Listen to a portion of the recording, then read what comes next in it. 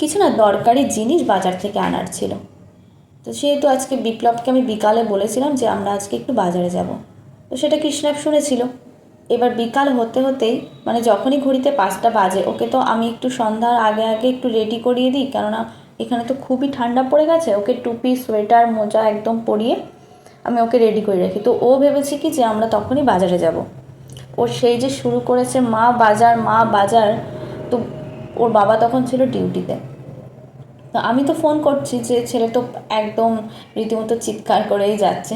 তো ওকে কোনো কিছুতে না টিভি চালিয়ে না কোনো কিছুতেই রাখা যাচ্ছিল না। তারপর আমরা যখন বাজারে বেরিয়েছি তখন ওই মোটামুটি 6:30 মতো বাজে। তো তারপর বাজার থেকে সব জিনিসপত্র যেগুলো দরকার ছিল নিয়ে এসে সোজা আমি আর একটু না দাঁড়িয়ে চলে গেছিলাম রান্নাঘরে। কেননা রাত্রের রান্নাটা তখন তাড়াতাড়ি করতে হবে, যেহেতু কৃষ্ণাপকে খাওয়াতে তো আমার কিছুটা সময় লাগে।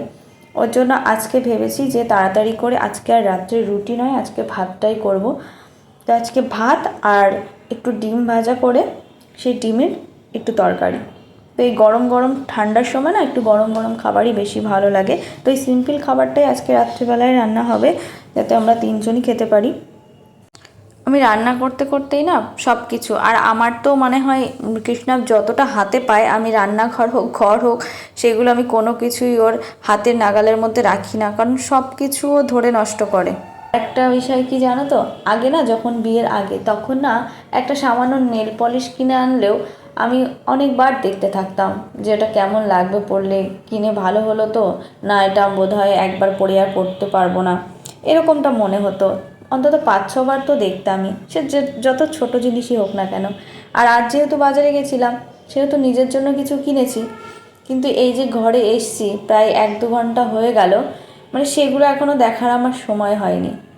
কেননা আসার সঙ্গে সঙ্গেই রান্নাঘরে, এরপর আবার কৃষ্ণাপকে খাওয়াতে হবে, নিজেরা খেতে হবে, তারপর আবার ওকে তো ঘুম পাড়াতে গেলে মোটামুটি 1 ঘন্টা সময় লাগে, তার আগে তো ঘুমাতেই চায় না। তো অনেক কিছু সামলাতে হবে এরপরে, ওর জন্য সেই জিনিসটা নিজেরা দেখা হয় না সময় করে। তো কথা বলতে বলতে এদিকে আমার রান্নাটাও হয়ে গেছে। তাহলে আজকের মতো টাটা।